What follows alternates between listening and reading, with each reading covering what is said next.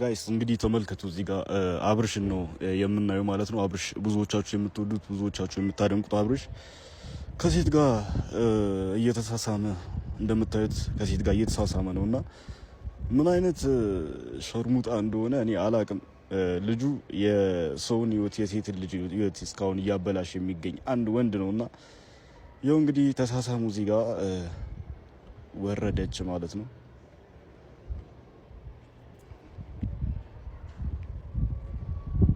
በቃ ልትለየው ራሱ አልፈለገችም። በነገራችሁ ላይ ካሁን በኋላ ልጁን እግር በእግር ነው የምከተሉ፣ ከኔ የትም አያመልጥም። ይኸው ሰላም አለ ሄደ ማለት ነው።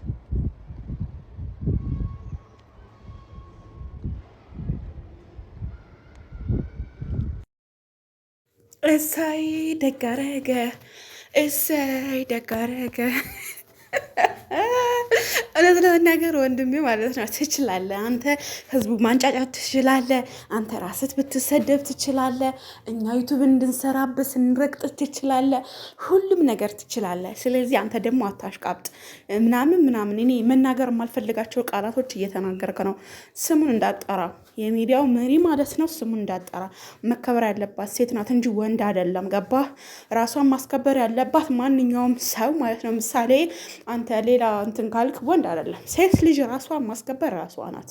ስለዚህ በቃ ይችላል፣ አብረሽ ይችላል በሉና ማለት ነው። በቃ ይችላል። ሴቶች በራሳቸው ቁጥጥር። አሁን አንተ ማለት ነው ቅረጽ ተብለህ እየቀረጽከው ያለው እንጂ ምንም አላደረጉም።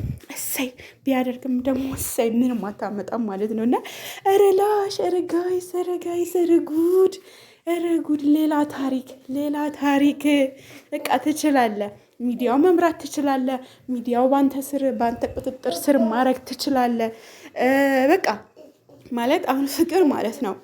በቃ አላ የሆነ ነገር ምሳሌ አሁን ሩታም ብዙዎቹ ሩታ በቃ የራስሽን ህይወት ኑሪ እያላችኋት ነው። ሄርሜላም አሁን ሌላ ነገር ለማምጣት ነው። አሁን ከሄርሜላ ጋር ለማጣላት የሚሆነ ነገር ምናምን ተነጋግረው ይሁን ተሳስመው አንተ አይተሃል አሁን አይተሃል ምድረ ቀዥቤ ማለት ነው። ቀዥቤን አልችል ምንም ላልችልም። ምክንያቱም ያው እኛ በአይንና በብረቱ አንተ አሁን ቅርጽ ተብለሃል። አሁን እዚህ ጋር ሄርሜላና ሩታ ሊጣሉ ይችላሉ፣ አይታወቅም። ስንት ነገር አለ። ኧረ ስንት ጉድ አለ በማርያም ብቻ። ግን እሱ ያለ አብርሃም ሚዲያው በማን ዩቱብ ነው የሚሰራው? እመኑኝ እስኪ እያንዳንዱ ዩቱብ የሚሰራው በማን ነው? በአብርሃም፣ በሩታ፣ በሄርሜላ ምናምን። ምክንያቱም አብርሃም በሚነድፈው ሀሳብና አስተያየት ማለት ነው ምድረ ደረቅ ማለት ነው። የሆነ ነገር ልሳደብ ነበር ነገ ንስሐ የማልገባበት ነገር ማለት ነው። በመጽሐፍ ቅዱስ የማይፈቅድ ነገር ልናገር ነበር። በኢየሱስም በደ የሚጀምር ነው ከዛ አልጨርሰውም።